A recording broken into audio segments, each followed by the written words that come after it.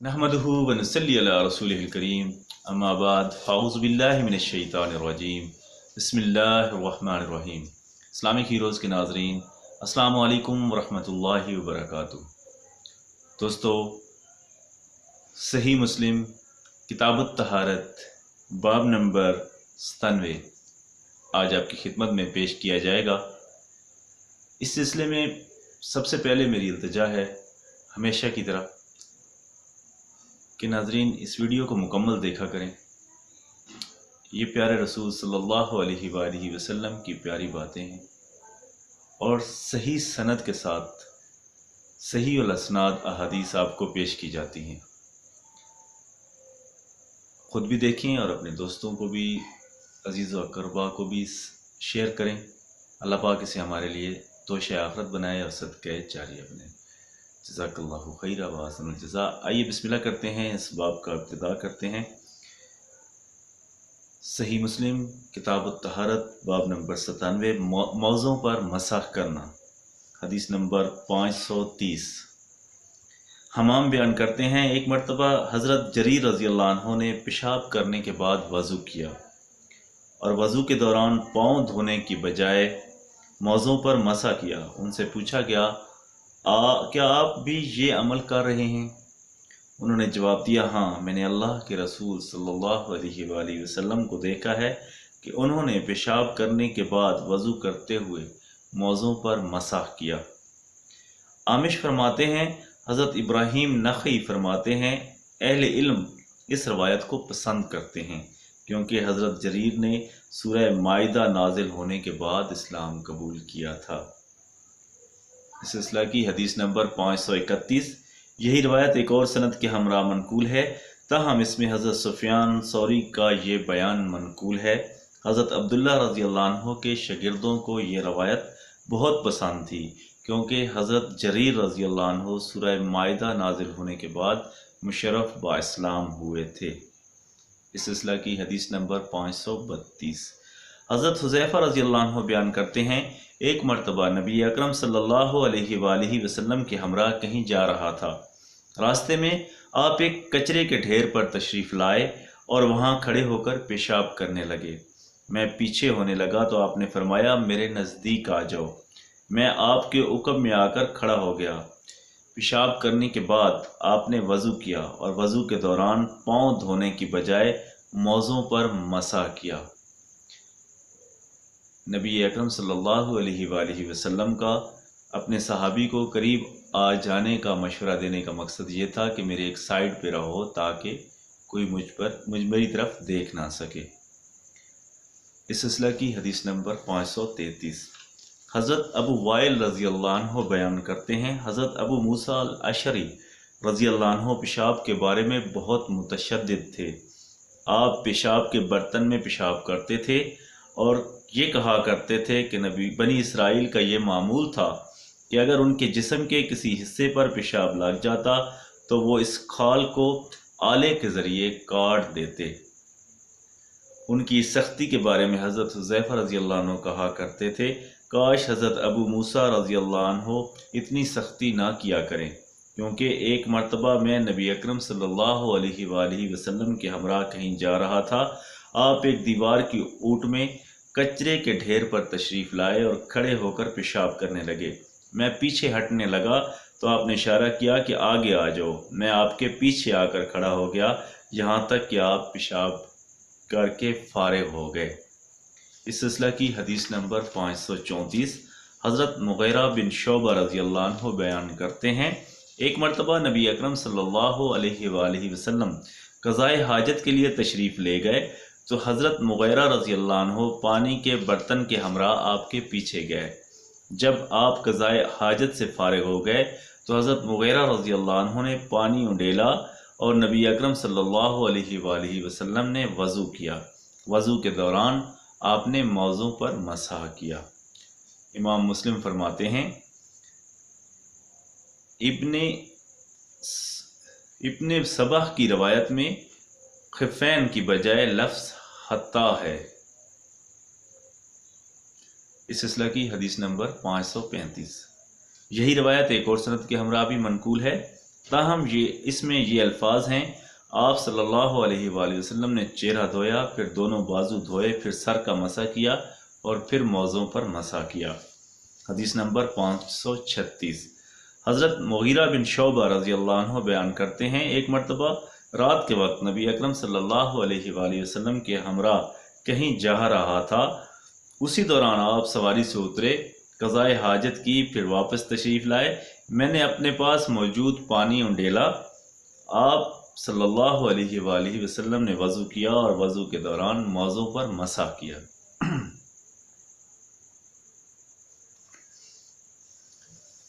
اس سلسلہ کی حدیث نمبر 537۔ حضرت مغیرہ بن شعبہ رضی اللہ عنہ بیان کرتے ہیں، ایک مرتبہ نبی اکرم صلی اللہ علیہ وآلہ وسلم کے ہمراہ سفر کر رہا تھا، آپ نے مجھ سے کہا، اے مغیرہ، پانی کا برتن پکڑو۔ میں نے برتن لیا اور آپ کے ہمراہ چل دیا۔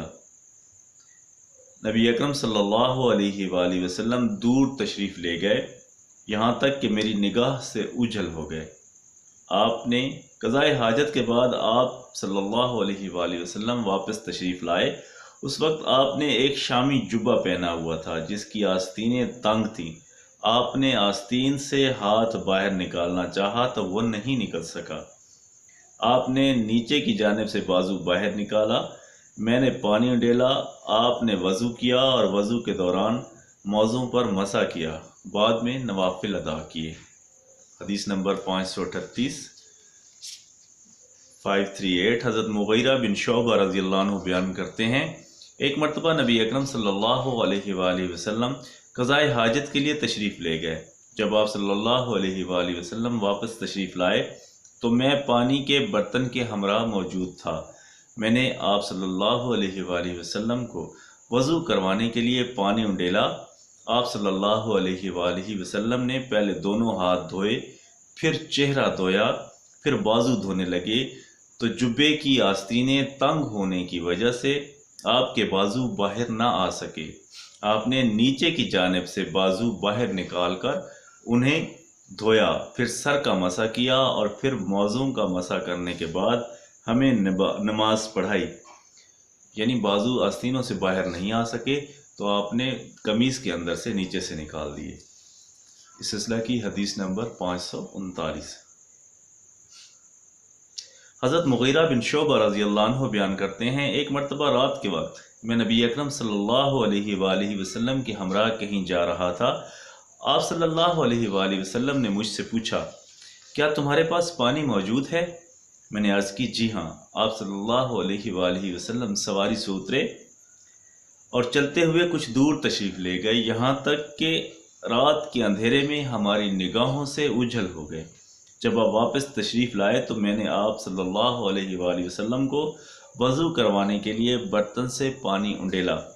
آپ نے اپنا چہرہ دھویا، اس وقت آپ نے اونی جبہ پہن رکھا تھا جس کی آستینیں تنگ ہونے کی وجہ سے بازو باہر نہیں نکالا جا سکتا تھا۔ آپ نے نیچے کی جانب سے بازو باہر نکال کر انہیں دھویا اور پھر سر کا مسح کیا۔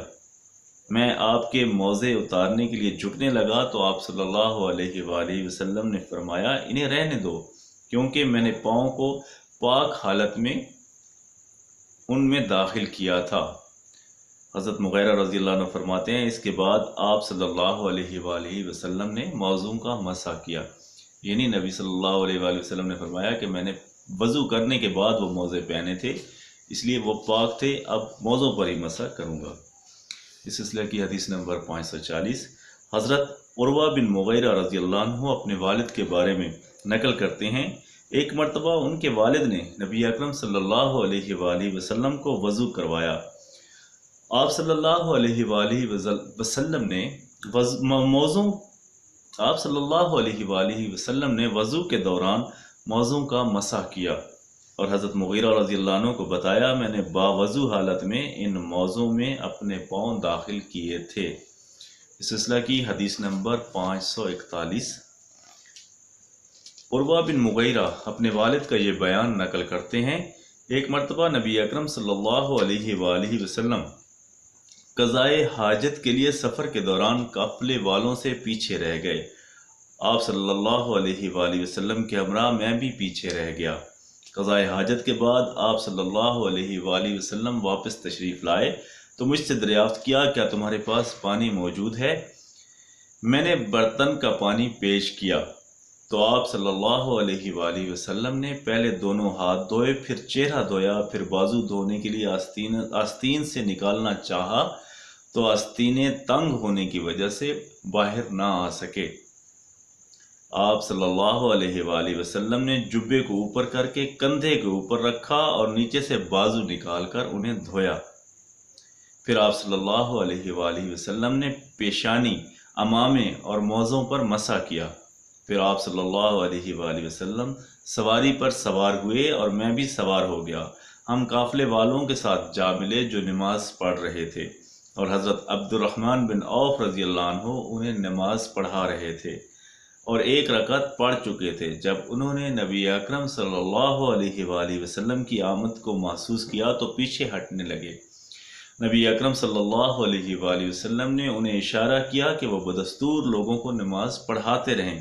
جب انہوں نے سلام پھیر دیا تو نبی اکرم صلی اللہ علیہ وآلہ وسلم اور میں دوبارہ کھڑے ہو گئے اور ہم نے وہ رکعت ادا کی جو رہ گئی تھی۔ حدیث نمبر 542۔ حضرت ابن مغیرہ رضی اللہ عنہ نے اپنے والد کا یہ بیان نقل کرتے ہیں، نبی اکرم صلی اللہ علیہ وآلہ وسلم نے موزوں، سر کے اگلے حصے اور امامہ پر مسح کیا۔ حدیث نمبر 543۔ یہی روایت ایک اور سند کے ہمراہ بھی منقول ہے۔ 544۔ یہی روایت ایک اور سند کے ہمراہ بھی منقول ہے۔ 545۔ حضرت بلال رضی اللہ عنہ بیان کرتے ہیں، نبی اکرم صلی اللہ علیہ وآلہ وسلم نے موزوں اور چادر پر مسح کیا۔